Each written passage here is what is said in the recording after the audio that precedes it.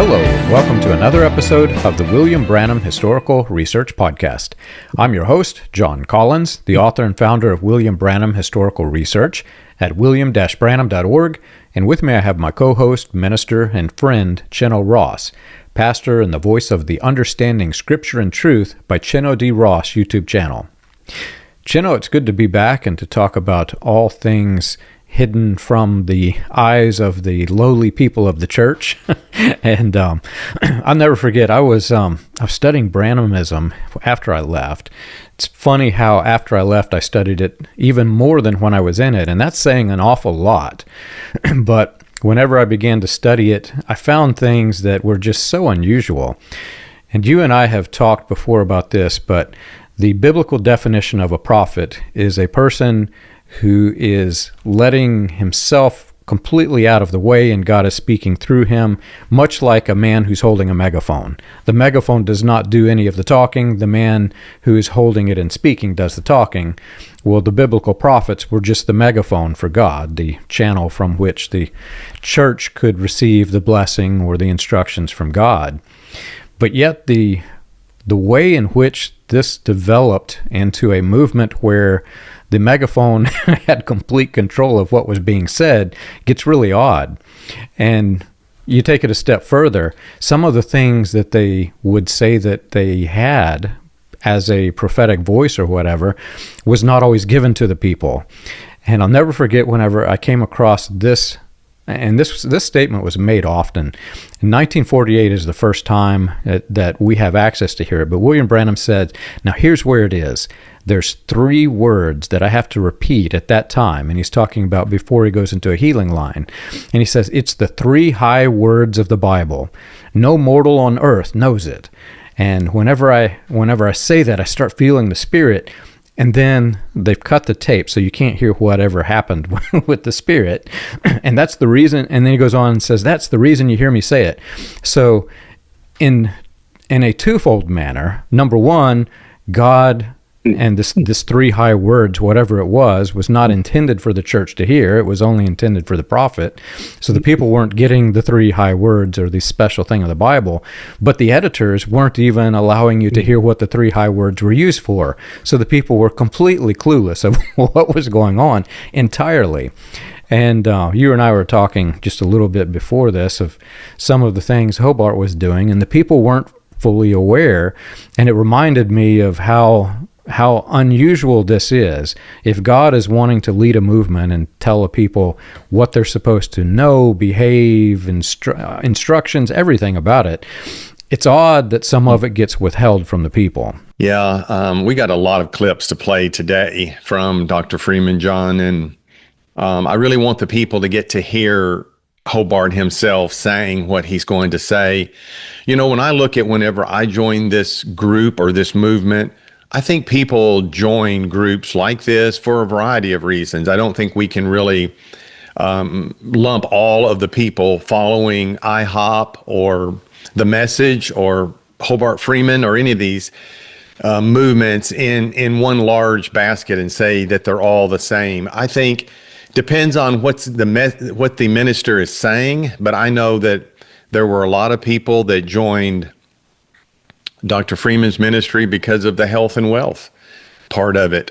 There were people that were sick. You know, a message like Hobart's is really, really appealing if you've got a terminal condition or you have a chronic condition, you have something that you've tried to get medical help for and haven't been able to.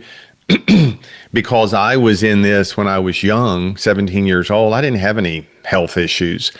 So even though I believed what Hobart taught about divine healing, and I don't believe that same message today, that's not one of the things that was attracting me. And I think the same is true with the wealth part of it. If you're down on your luck and you're, a young family and you go to these meetings and you hear all you have to do is just name it and claim it.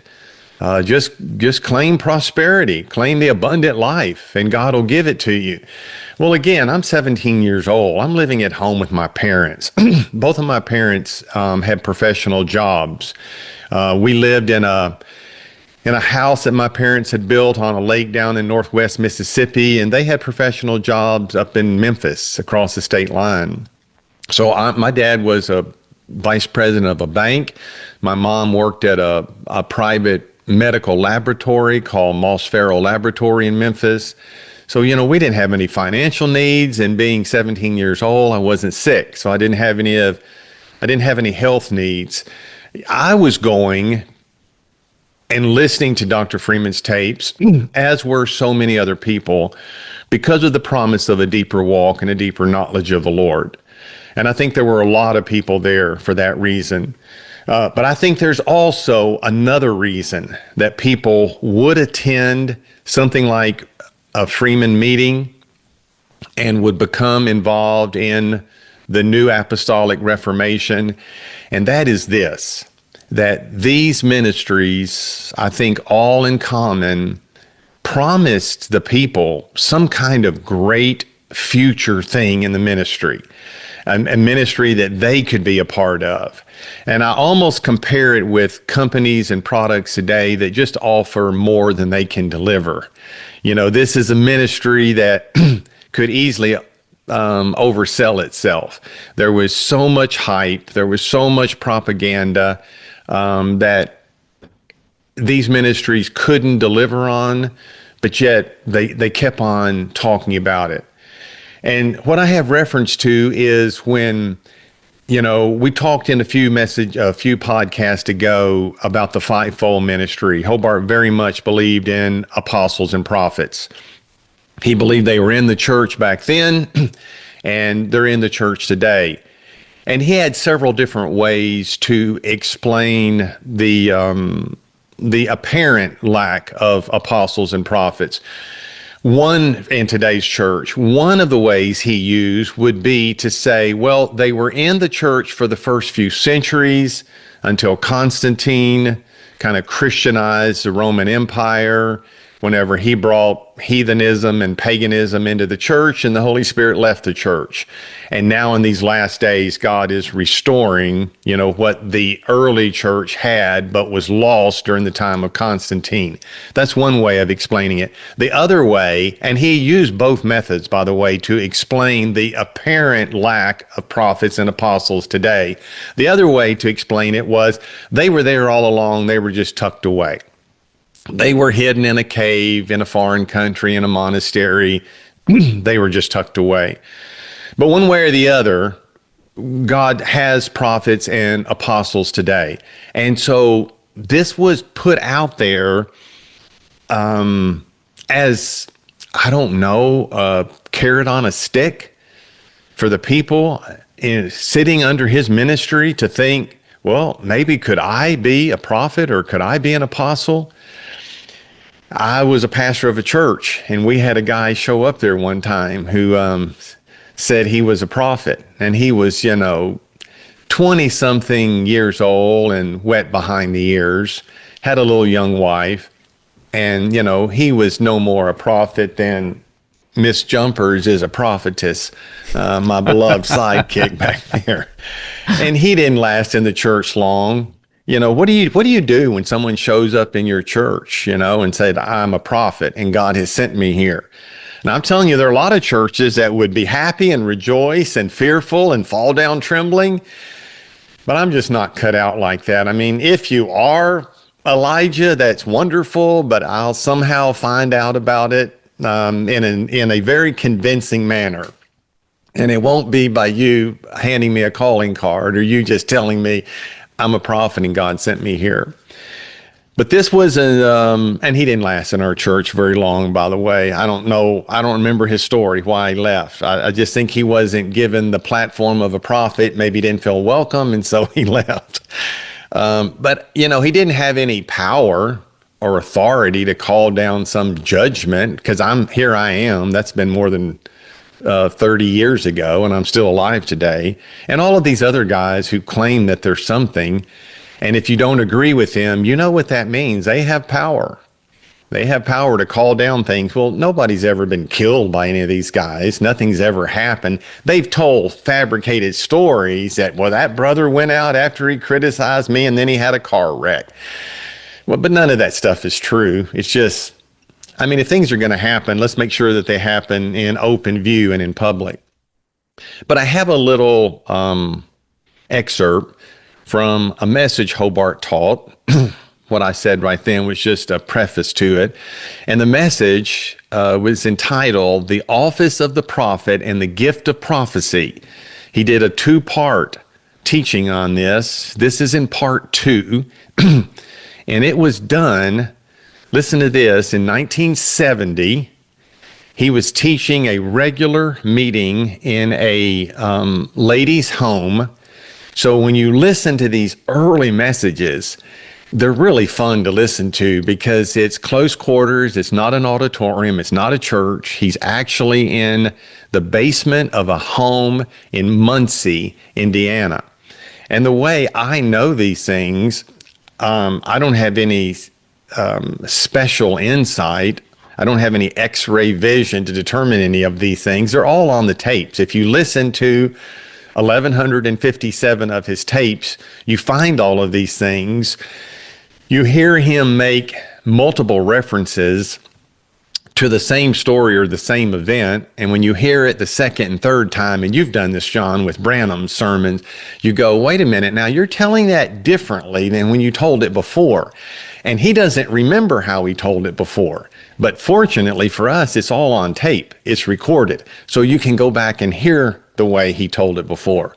And look, I'm happy to give people a pass. I'm sure I've told a story a little differently on more than one occasion. I'm not holding anybody to something I wouldn't hold myself to. I'm happy to give people a pass that their memory has failed them. But when you look at the types of things that their memory is failing them about, they're just too big of an issue to let pass. Maybe they said it was Tuesday and it really happened Wednesday. Okay, I'm fine with that. But it's the other details that cause a problem.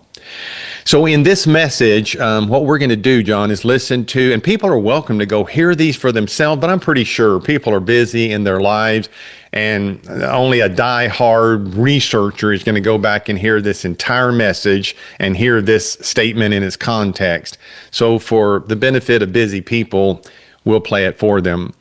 The 29-minute, 58-second mark, it's only about a minute long, to the 30-minute and 50-second mark, if you could play that for us. Now there can be prophets and prophetesses in this room. I don't doubt it. They've been called right out of Claypool, friends, supernaturally out of Claypool. But when they're called and when you're called, you may be a potential one now. So I'm not trying to discourage you by saying don't function till you are, but don't function till you are, till you know it. I had one young girl, teenagers, 15, 16 years old, just like Paul, 2 Corinthians 12, caught up in the Spirit. Right over Claypool, caught right up while she was in Claypool. Taken all through heaven, all around the world, given many prophecies. I'm calling you to be my prophetess. Just a little girl. So she came back and looked down, there was the green roof, Claypool, right where we're meeting. Came down in her spirit, right back in her body. So I actually have a transcript of what he said, and I generally do have a transcript of all of these things, even though we're playing them for people to hear. I would have to go back and hear it myself to remind myself of everything he said if I didn't have it in front of me, and I have this one in front of me. So he's teaching in his home, home in Muncie, Indiana, in a lady's basement. He's going to make reference to the meetings that are also happening in his own home. They met in his home in Claypool, Indiana, underneath the water tower. And we can even give people a picture of the water tower, which still exists right there in downtown little Claypool, Indiana.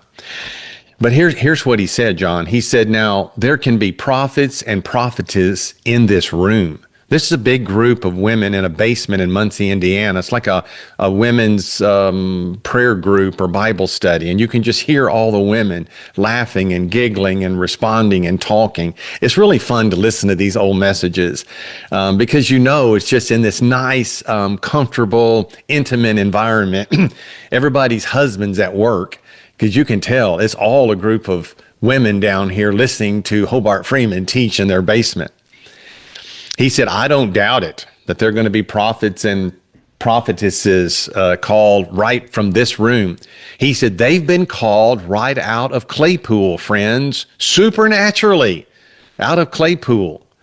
You may be a potential one now.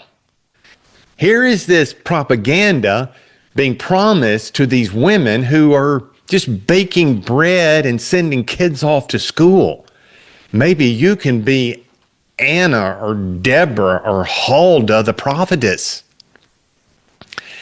And he tells this story, and he's told this story on many occasions. But I have a point I want to make when I finish relaying what story he told. He said, we had one young girl, teenager, 15, 16 years old, just like Paul, 2 Corinthians 12, caught up in the Spirit right over Claypool. Right when she was in Claypool, taken all through heaven, all around the world, given many prophecies. I'm calling you to be my prophetess, just a little girl. But she came back, looked down, and there was the green roof, Claypool, right where we were meeting, came down in her spirit, right back into her body. End of the relaying of that. Wow. I mean, what an incredible. So he is telling us that a 15, 16-year-old teenage girl was called up just like Paul, to the third heaven in 2 Corinthians 12, just like Paul, when he was preaching, called up from their Claypool meeting to heaven, called to be a prophetess, shown all these visions, carried around the world, came back, looked down, saw the green roof of the house where they were meeting there in Claypool. Her spirit comes back into her body, and now she's going to be a prophetess. Here's the interesting thing, though, John. Surely, if that had happened, and that girl had been called out of this local little church to be a prophetess and became something important and something significant, we would never have heard the end of that. That would have been proof positive of everything. The girl was called, but we don't know who she was, and we never heard another word about her. I've done several studies on what it is to be a con artist. The psychology behind a con artist is, for me, it's fascinating. And there are different character traits that people have, and one of them is the gift of gab. If you can distract the people with as many ridiculous stories as you can possibly give, while injecting what you want them to hear inside of that story, you can convince them of almost anything. And I had a conversation with a guy who had left the Branham cult, and he said, half of William Branham's stories wouldn't be so bad if he instead started them with, me and the boys were out having drinks one night and then proceed with whatever is the story. But it's that way with not just Hobart Freeman, Branham, all of these people that you listen to. They just tell the most wild stories, and people, because it is framed in that context, that it's in the spiritual, and it's this wild story that nobody would believe if he just walked up on the street and said, hey, did you realize that this person was caught up to third heaven in our church? Most people would just ignore it, right? But because of the way that it's presented in these groups, they're thinking, oh, that must be the case, and they start believing it. Well, then it turns into doctrine. The funny part about all of this is, try to picture if that actually became set in stone as a doctrine going forward, and all of these people suddenly did rise up to be prophets in the group, do you think he would have even allowed it? In the early years of Branhamism, everybody could see visions, and there's this one quote, and I wish I could find it again. Branham says it's just like beans and gravy. It sticks to your side. You can say, "Thus saith the Lord." Anybody can do it. You can do it. I can do it. But if people started doing this, and he started blasting them from the pulpit because he felt like they were encroaching on his prophetic authority. And that's really where this comes into a head, is whenever the group becomes so destructive that it turns into a central figure model. All of this, you too can be a prophet, all of this goes away. Yeah. But John, it was taught in a series of teachings about prophets and prophetesses and apostles. And so, you're going through the Bible and you're looking at prophets in the Old Testament and apostles in the New Testament. You're really laying this groundwork and this foundation. And of course, Hobart was just an expert in interweaving with the biblical narrative, all of the extra biblical narrative of Dowie and John G. Lake and Gordon Lindsay and Branham and Coe and Oral Roberts and A.Hay Allen. And, he was an expert. So it became really difficult for the people to distinguish between what was true and what wasn't, reality and just a mirage. It becomes very difficult when you can skillfully weave a biblical narrative with an unbiblical narrative. And I just know by having heard so many of Hobart's early messages, and I remember myself as a teenager hearing that, I never once that I can remember in my life ever felt I was called to do anything except pastor and teach. I've never felt called to be a prophet, and I'm glad to say that I never, even back when I was a teenager, thought, oh yeah, maybe that's me. But I definitely felt other people could be called, because that's what, Hobart said. And after all, this 16-year-old girl, she got called to be one. So, why couldn't everybody else? I just know the feeling of those poor ladies in that meeting. And as I started this podcast with John, people are attracted to these movements for different reasons. Some people are attracted for the study of the Bible. And so this prophetess stuff, they don't really pay a lot of attention to that. But there are other people that are attracted to movements like this because of the hype and propaganda. They don't realize that it's hype and propaganda, but because of these great things that are being promised to them, they want to be a part of that. They want to experience that. And so, down to this day, the NAR movement, the New Apostolic Reformation, Mike Bickle's group in Kansas City, Paul Cain's following, and, just everybody, they want to believe that these things can and will happen and that they're going to be the one to do it. Jeff Barnett was a follower of Hobart Freeman's from the get-go. From the very beginning. He heard all these promises, and he watched Hobart live and die, and Bruce Kinsley live and die, and the ministry fall apart, and the church fall apart. And guess what? 50 years later, he's still out there promising the same things to his group. It's just like they're so thick in the skull, they aren't willing to slow down, pump the brakes, and back up and look at what they have believed and what they have taught. Is there really going to be some kind of end time where God calls all these prophets and apostles and, the world is converted?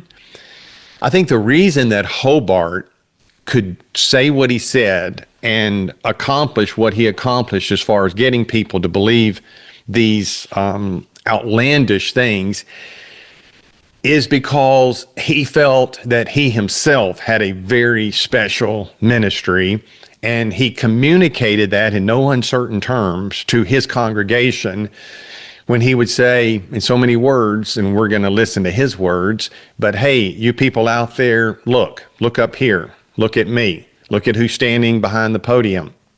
You are looking at a very unique ministry, a very special person. Now, he didn't say it the way I just said it, but he said that very concept in his own words. He said it in a way that is humble, and he said it in a way that protects that belief of his from being challenged by the people out there. But in effect, what he says is, look at me, I'm somebody special.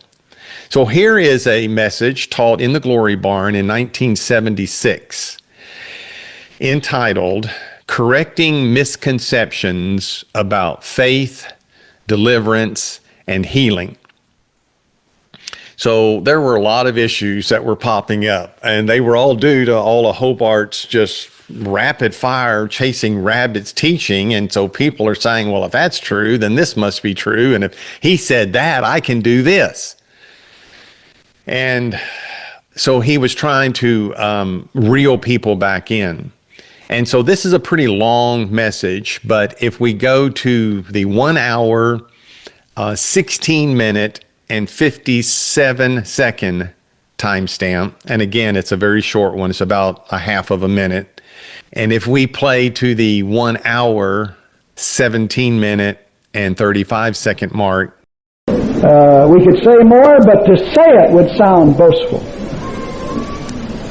For where God has not only shown me, but shown others things. And I'm going to say one thing while we're on the subject. Might as well say it. That God gave a sister, and this only confirmed, God recently gave a sister a revelation and spoke to her directly and said that He reserved the end time faith message, the faith message for the end time. The full faith message He reserved for the end time. And He went on to say, and I've revealed the full message to only one man. I won't say any more because the rest of the revelation is obvious. So again, I've got most of this, and I'll just kind of paraphrase it. But he said to these people, the background to the clip is how important his ministry, his faith ministry has been for 10 years now. He got the baptism down in Dallas, Texas, he got the faith message call down in Dallas, Texas in 1966. So we're about 10 years later. He said, God's confirmed, the importance of my ministry. The proof is in the pudding. And if we would have to defend that, then it wouldn't even be worth, doing. That's what he's trying to say. So then he says this, he said, we could say more, but it would sound boastful. And then he goes on to say more. And he says, but I'm going to say this one thing while we're on the subject. And as people heard in the clip, he said, God recently gave a sister, and it's always a sister or a brother, and they're always unnamed. Wow. John, this is so unscientific. It is so cult-like. Everything in the Bible was documented. We knew the prophet. We knew where he lived. We knew everything. There was none of this just somebody floated down out of heaven and gave a word to somebody that then passed it on, and we're just supposed to believe that. Thankfully, the miracles in the Bible were indisputable miracles. Everything that happened was done in plain view, in plain sight. And, with these type of ministries, it was an unnamed sister, or most of the time it was something that happened overseas. John G. Lake or William Branham or this person, they were in this crusade in Nigeria and 50,000 blind eyes were opened. And they just go, and when you're young or when you're old and gullible, and when you just want to believe that, you just believe it. But when you just push the pause button for a moment and say, are you kidding me? 50,000 blind eyes opened at one time? Surely there's a record of that somewhere in some newspaper. Anyway, I digress. God recently gave a sister a revelation and spoke to her directly. And I always pause when I hear God spoke to someone directly, because as I said last time, John, what I'm doing right now is I'm speaking directly. And when you talk, you're speaking directly. It's heard by many people. It's recorded. Words are being used. Most of the time, what these type of ministers mean when they say God spoke directly is there was an inner impression in the person's mind or their spirit, and they felt that God was intimating, passing along to them some type of knowledge. Spoke directly means God spoke out of heaven and said that he had revealed the full faith message for the end time to only one man. I don't say any more because the rest of the revelation is obvious. Oh my. And how gullible are these poor people? But someone like Hobart or William Branham or any of these other con artists are adept at using this to deceive the people into thinking of them as being something so much more important than they are. But here we go. I mean, let everyone test this. There is an end time message of faith, number one, and I would say whatever that is. I don't even know, I don't see that anywhere in the Bible that there's an end time message of faith. You got to accept that, number one. There's an end time message of faith. And then number two, that he has revealed that full faith message just to one person. That's the second thing you have to accept, that God would really hide this from everybody in the world, that he would only give the full end time message of faith to one human being. Wow, I mean, think of what you're saying when you are willing to admit that. And then the third thing you have to be willing to admit is that one person is Hobart Freeman. And that's just asking a whole lot of anybody to swallow. Have you ever wondered how the Pentecostal movement started, or how the progression of modern Pentecostalism transitioned through the latter rain, charismatic, and other fringe movements into the New Apostolic Reformation? You can learn this and more on William Branham Historical Research's website, william-branham.org.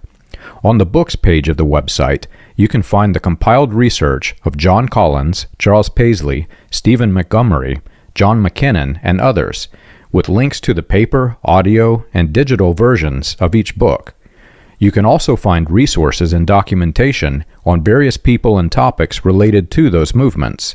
If you want to contribute to the cause, you can support the podcast by clicking the Contribute button at the top. And as always, be sure to like and subscribe to the audio or video version that you're listening to or watching. On behalf of William Branham Historical Research, we want to thank you for your support. There's a point that you made that I want to go back to. Actually, there are quite a few, but there's one main point that I want to go back to.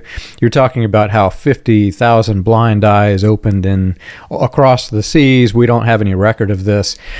We heard stories of 100,000 crutches being carried away, trucks and truckloads of crutches being carried away.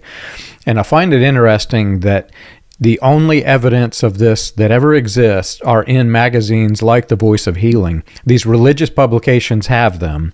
Right. And yet it didn't make international news. Are you kidding me? The whole world would have known had this actually happened. And Charles and I have gone through, in our Revival History series, we actually talk about some of those events that happened overseas. And doctors who are actually there present for these alleged healings claiming, I was sitting there right on the front row. I know the people that went up to that line, and I watched them die later. And one of the deaths actually made in the religious propaganda newsletters, one of the most famous deaths there made front page on the propaganda newsletter saying this was one of God's greatest healings. And by the time it was printed, the person had actually died. So who you're going to believe, the guy who's dead or the newsletter? But the other point that you made, and it all kind of ties together. You don't know this, but today I released a video talking about kingdom power versus Christian holiness. And I did it myself because anytime I talk about holiness, all of the cults want to attack the person who's there with me in the podcast. This person is unholy, they're unclean, they've left our cult, therefore we should despise them and they should be scorned publicly. So I did it myself to talk about this, but I walked through what holiness means in the cults versus what it means in the Bible, which is a vastly different thing. Usually when you're in one of these destructive cults, holiness means you're believers of our cult and you're not on the outside. And those who are on the outside are unholy. And it all comes down to this that I'm building up to, this thought. Whenever these people, like you and I both have said, con artists, whenever these con artists are tricking people to believe that this great move of God is happening, it's only for one purpose, so that they can present themselves as the reason that this move of God is happening. And they want to position themselves into what has been dubbed the Moses model. They want to be the Moses that led God's people out. And if you read the New Testament, that Moses model gets completely replaced. It's not something that is in existence for Christianity. This was for the Old Covenant. And the passage that I used whenever I was going through the podcast, Matthew 20, Jesus is talking. He says it's the rulers of the Gentiles who lord over them, and their high officials exercise authority over them. He says, not so with you. Instead, whoever wants to become great must be your servant. That's the model that Jesus made. There's Jesus, and then there's everybody else. I don't care if you claim to be a prophet or apostle, but what they've wanted to do is they want to say that Jesus was wrong, and the scriptural model for us to bring down the kingdom of heaven is for us to rule in authority over you. That's the model that's established by every single cult, and it's complete rejection of Matthew 20. And I published it, and I'm actually responding to some of them while you're talking, but I'm getting this onslaught of hate mail and comments of people who say, no, you can't say this. There's not a declaration anywhere where the apostles and prophets have ceased, which isn't what I said at all. But right. It's that Moses model that's the problem. And the way that I responded, I said, basically, I'm not a pastor. That's a conversation for your pastor. Go talk to him. However, when you have that conversation, look at, 1 Timothy, Christ is the mediator. You need no other mediator. 1 Peter talks about the priesthood of all believers, not a single person. Hebrews, the opening statements in Hebrews talks about direct revelation through Christ. And the body model, I think it's Ephesians, both Ephesians and Corinthians talk about the entire body, not a single authority over you. So whenever you're in one of these systems where there is a central figure and he says, it's my way, I have the only true doctrine, you must believe me, you're in a model that is actually rejecting the words of Jesus. Yes, John, and to further your point, when the Apostle Paul, who was like Moses, he was a tremendous apostle, but when it came time for him to boast, if we read 2 Corinthians 12, he said, when I'm going to boast in my weaknesses, my infirmities, my distresses, my persecutions. That's what he was boasting in. He didn't boast about anything else. He said, because when I am weak, then I am strong. When he came to the Corinthians, he said, I determined not to know anything among you except Jesus Christ and him crucified. And Paul definitely had the signs of the apostles and were able to work miracles, but it just wasn't in Paul's head. He wasn't going around telling everybody else, you can be an apostle like me and you can be a prophet. He wasn't telling anybody. He was an apostle called by the Lord Jesus Christ, but he was a humble man. I just love the stories that Luke gives of him in his narrative about Paul and his travels with him in the book of Acts. Paul would go and, have these incredible experiences. But then if you tracked him down the next day, you know where he was? He was back in a leather shop. Acts 19 says he was making things. He was a tent maker. He was a leather maker. He was sewing these little handkerchiefs and aprons, and he was working on things. And then when it came time to preach, he would go preach, and he had cast demons out of people and raised the dead. But then he wasn't on some platform, beating his chest like King Kong. If you went to find him the next day, he was back over there sweating and toiling, making things. And I look at that. That's all in Acts 19. It's all in the Bible. I'm amazed by that. And then if you read Acts 20, when Paul is calling for all the Ephesian elders from the church in Ephesus to come to Miletus, he's on his way back to Jerusalem.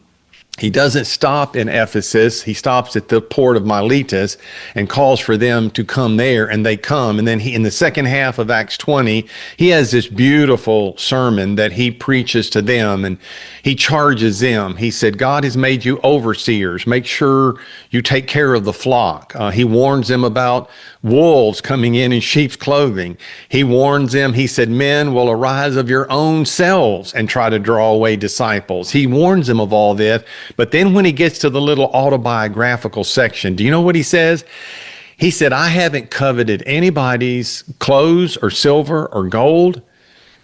He said, I have provided with my own two hands for all of my own financial needs and for all of my traveling companions. And he is the apostle who had the right to collect money from people in exchange for being an apostle and teaching them. If anyone had the right to take up a personal offering, it would be the Apostle Paul. I mean, just think of that. If anyone had the right to take up a personal offering for himself, and I would say nothing against it. I'd say, you go right ahead, Paul. You deserve it with all you've been through. He didn't. He said, I worked hard. I had a side gig, and I worked hard, and I made enough money I could provide for myself, and I could provide for all of my traveling companions. I just go to that story in my life and mine, John, all the time to remind myself the greatest Christian that the church has probably ever known is the Apostle Paul. The greatest Christian may well be the Apostle Paul. And just as you said, he knew the teachings of the Lord Jesus, that if you want to be great in God's kingdom, you have to learn to be the servant of all. So anyway, back to Dr. Freeman. We've got another little small clip. This is on a message from his series on the book of Romans, where he taught a 38-tape message back in 1976. This was entitled Preparation for Manifestation, Part 1. He was dealing with Romans chapter 8. And as you can tell from the title, he believed in the manifested sons theory. He thought he had purified it and said, no, we don't believe in the extreme view of manifested sons. But he didn't purify it at all. He believed in the manifested sons theory, which we'll talk about maybe in detail on our podcast together, John, in the future. I'm sure you've already done it with others in the past, but I want to give people Hobart's take on it.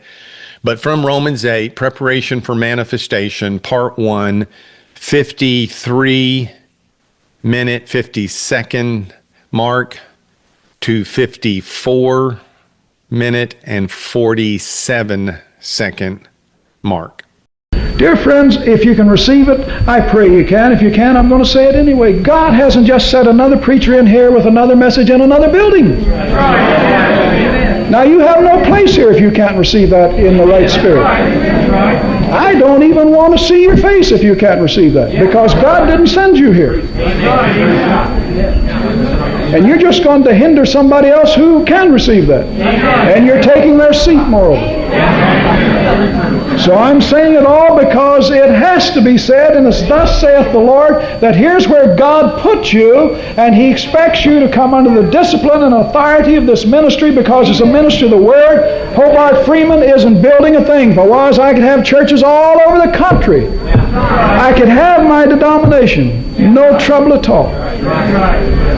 So this is another one of those occasions where he says, you know, dear friends, if you can receive it, and he's not too concerned whether you can or whether you can. He said, if you can receive it, he says this is a unique ministry. Remember the one we played earlier? The woman had a revelation that God's given the end time message of faith, whatever that is. He's given that to only one man, and that one man is standing up front talking to you, telling you, but he said, but we're not going to say who it is because it would sound boastful. And so the rest of the revelation is obvious.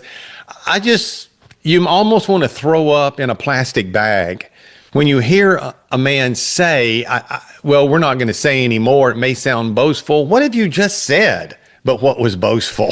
I mean, it just makes you want to throw up in a bag that you are toying with these people. You're playing with grown adults, their lives and their minds, that God's revealed this to one unique person on the face of the earth. And you're not going to say, well, of course, that's me.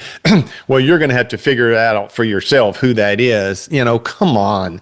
You're talking to adults as though you're talking to kindergartners. So here in this clip, he said, God's given me a unique ministry, and that's thus saith the Lord. You know, everything to make sure I've got a nail in the coffin and I'm not leaving room for anyone to quibble with it. We're going to use the authority of God, that's thus saith the Lord. And then he says at the end of that, and if you can't receive it, Hobart says, I don't even want to see your face around here again. That is coming from the pastor of a church saying, I'm a unique minister. I've got an end time ministry.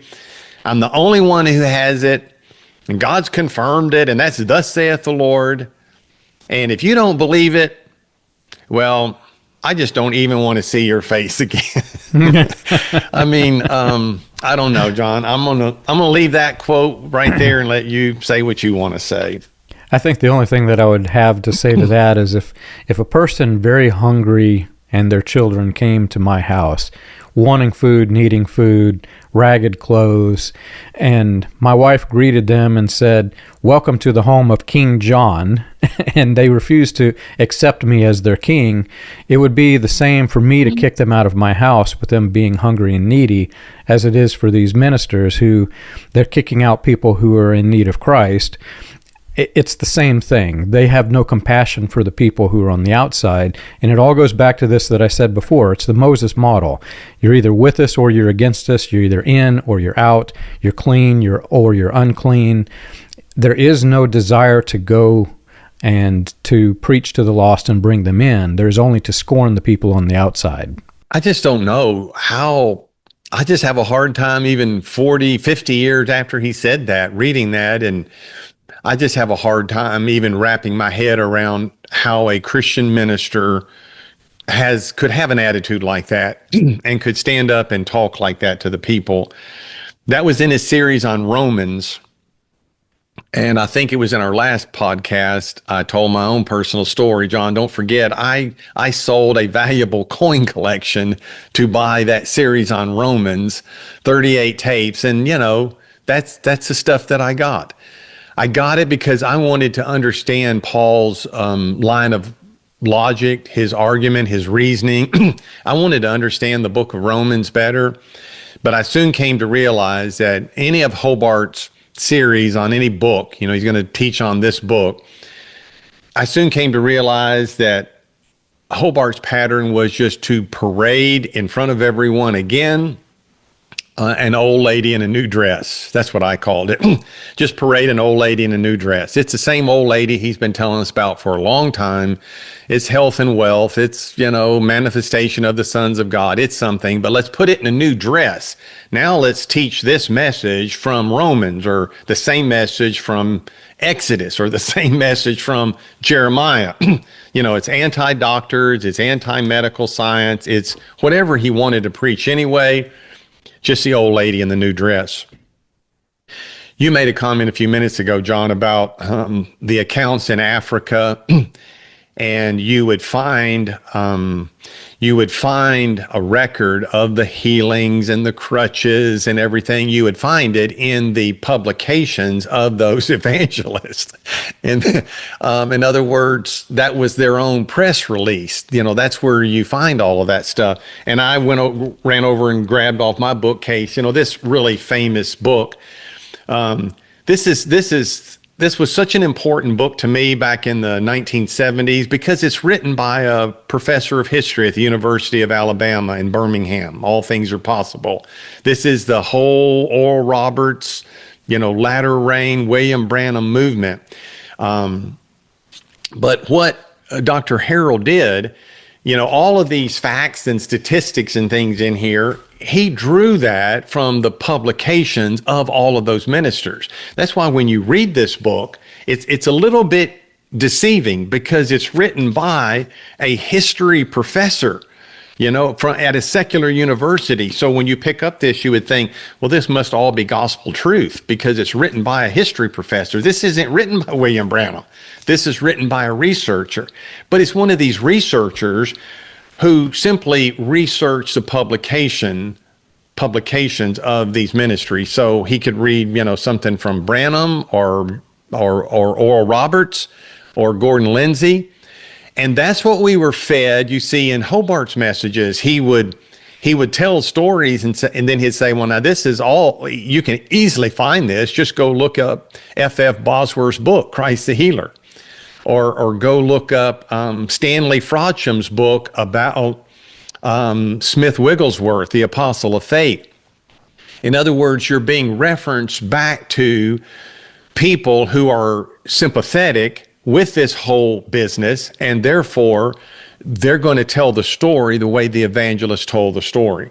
And what we need in place of this is what, you guys have done. You go do your independent research.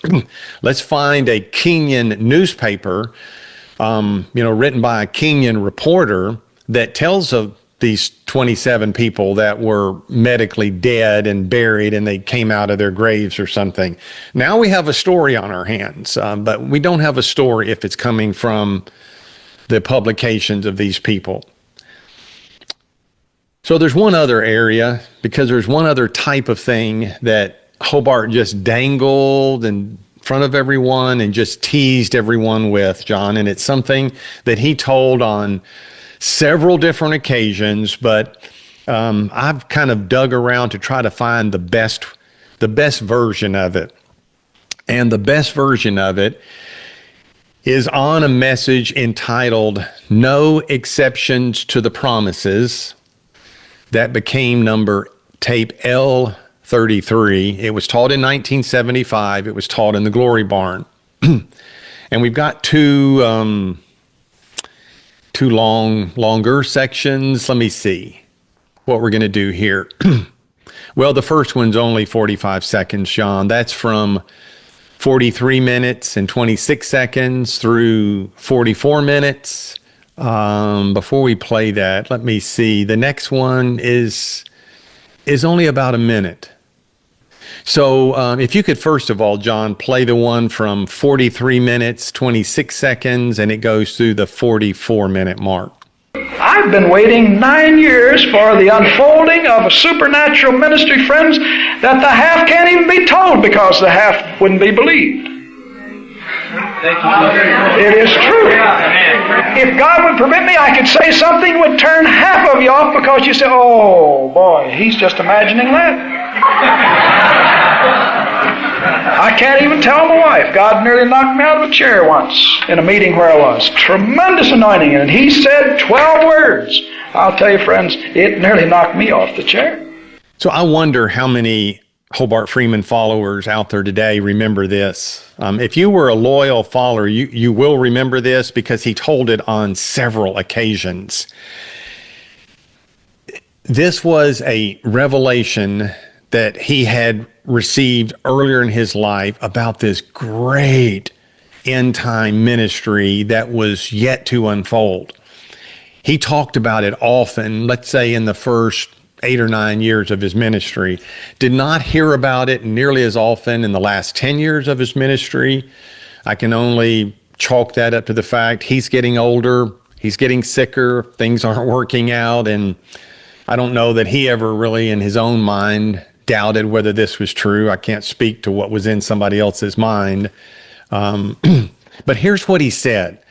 And if people will listen to this, what you just played, and listen, I've got it written down and I'm going to go over it, and picture yourself as an audience member there. If you've got a pastor, your pastor standing up front, the pastor of your church, the one you go and sit under and listen to week after week after week, if he tells you this type of thing about himself, well, I mean, it's just human nature. We all want to be a member of Elvis's entourage. We want to, if we can't, the way I say it is, if we can't be famous, I sure want to know somebody famous. If I can't be important, I at least want to be on the coattails of somebody important. Isn't that, John, just human nature for so many people? I think as you mature, you realize all the fame that comes with being important is not worth it. And neither is the harassment that comes with the fame of being with somebody who's important. It's just not worth it. It's way better to live my life in anonymity, and that you get to live your life in anonymity. That's a way better life. But here's what he said. I've been waiting 9 years. That dates this to 1975. I've been waiting 9 years for the unfolding of a supernatural ministry, friends, that the half can't even be told, because the half wouldn't be believed. It is true. If God would permit me, I could say something that would turn half of you off, because you'd say, "Oh boy, he's just imagining that." I can't even tell my wife. God nearly knocked me out of a chair once in a meeting where I was. Tremendous anointing. And he said 12 words. I'll tell you, friends, it nearly knocked me off the chair. And that's the end of that first clip there. And there's much praising and shouting. And he tells this story on several occasions. And I know it actually happened. When this happened was in one of those meetings where in 1966, he had been in a big meeting. He comes out of this meeting. He has this tremendous anointing on him, and God gives him a 12-word revelation. And I can guarantee you, people have, since the day they heard this, been trying to piece together like alphabet soup. What could those 12 words possibly be? And we could spend our own time trying to guess, John, what they could be. And you could probably come up with them. It's got to be something like Moses, something like Paul, maybe something more like Elijah. Maybe even Elijah's name would be in it somewhere, somehow. I don't know. I say that tongue in cheek, but it's got to be something along that line. 12 words about knocked him off of his chair. Then on this same message, John, let's hear the second part of this in beginning 48 minutes, 15 seconds through 49 minute, 11 seconds. So it's only, about another 1 minute worth of him actually talking. If I could tell you, thus saith the Lord, here's what he said, I would. I'd just love to tell you what he said.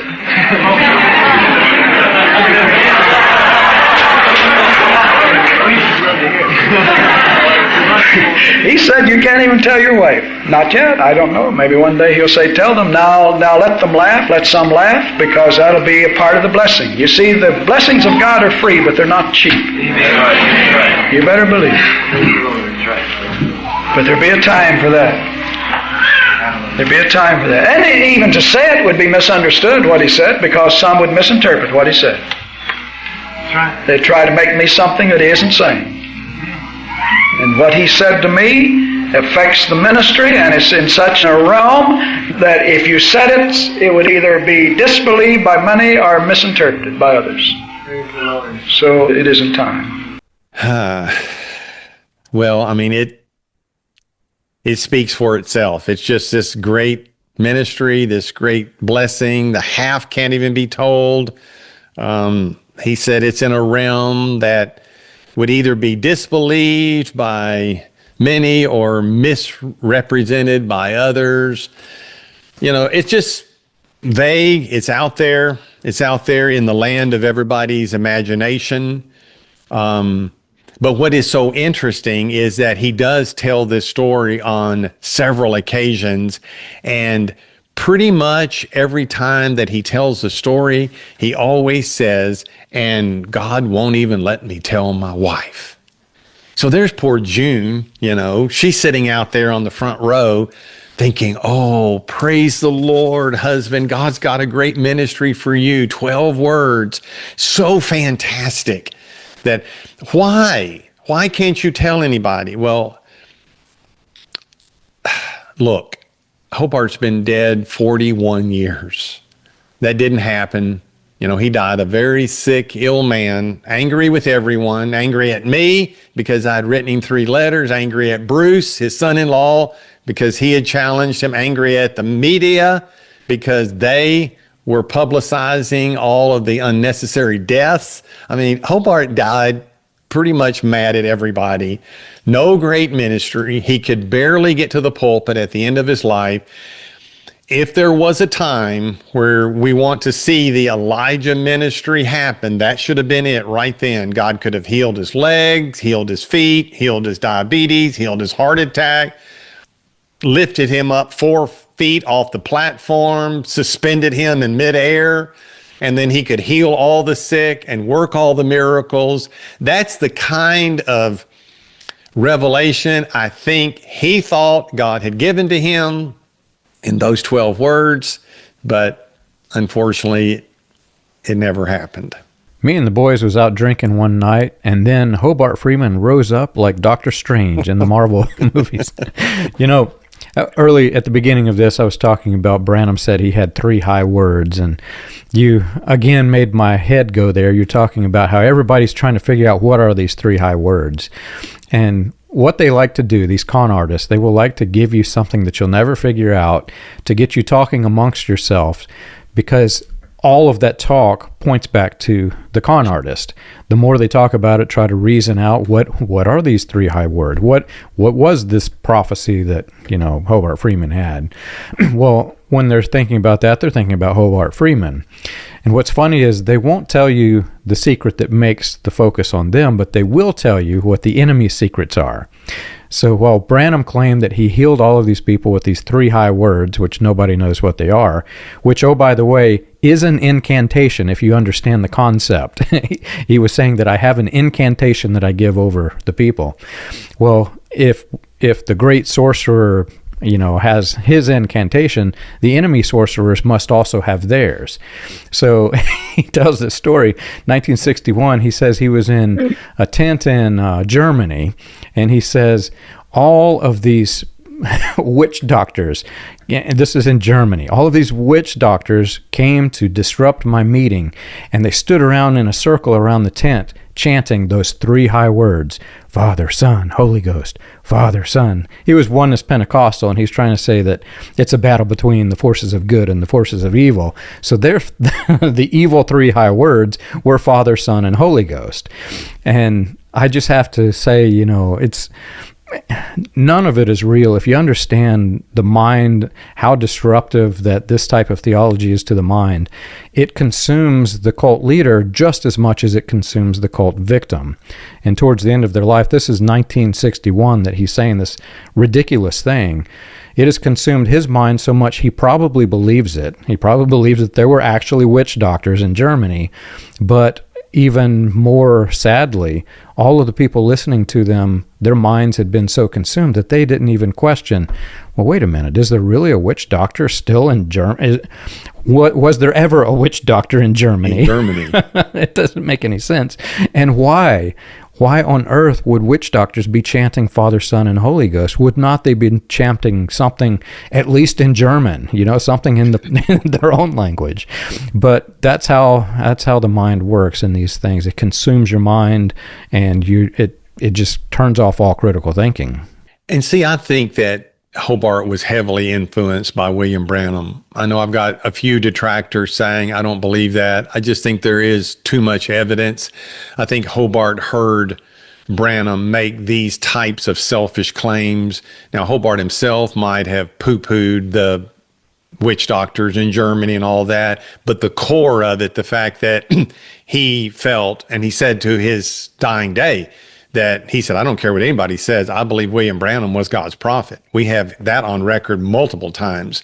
He might not have believed everything Branham said, but he believed in the Branham model, that Branham was not highly educated, but Branham was a divinely called and appointed prophet.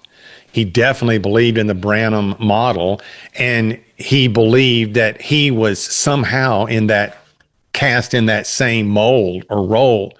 I'm just going to relay, John, here in our concluding remarks, one other. You don't want to have to play this, but if people want to go see this for themselves or hear it for themselves, Hobart, again, it's in this same basement meeting in Muncie, Indiana in 1970. He taught a little, 4 or 5 series on the book of Ezekiel, and tape number 540 back in the day was entitled Vision of the Dry Bones, chapter 37.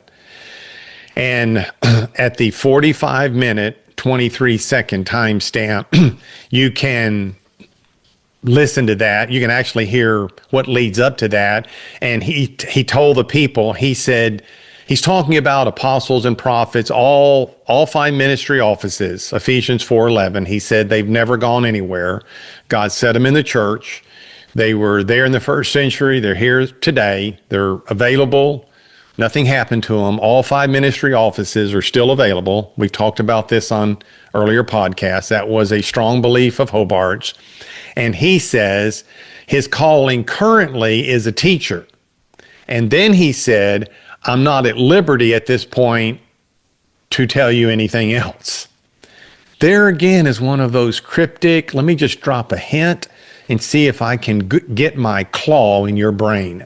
Let me see if I can get a hook in you to hold on to you so that you go, oh, okay, he's a teacher now, but he's got another calling that he's not at liberty to tell me. And so if that's like a step higher, i.e. prophet, then I better be careful. I better not challenge him.